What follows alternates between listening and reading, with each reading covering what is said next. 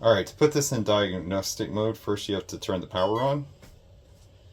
And then kind of spin it up and down back to normal. And then hit start.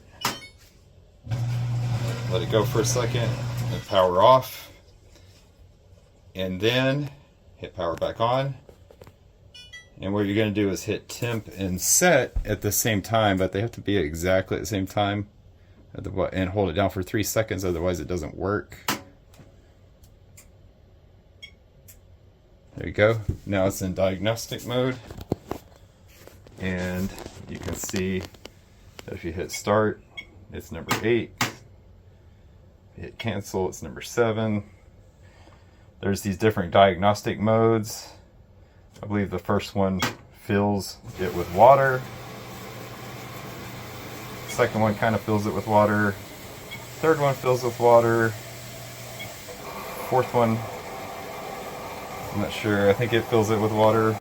Now we're going to take it out of diagnostic mode.